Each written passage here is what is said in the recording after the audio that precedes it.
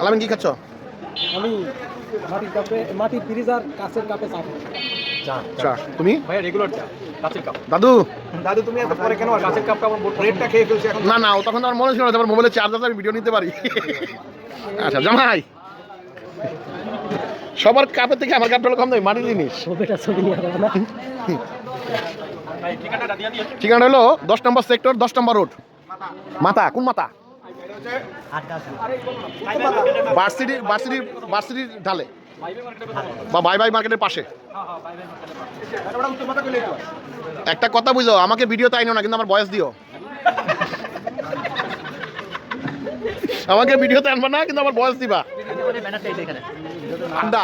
এই যে এই ভাই মনে হয় সম্মানিত ব্যক্তি ওনার, ইনি হলেন আমাদের বেকার, যিনি আসলে মেকিং করতেছেন।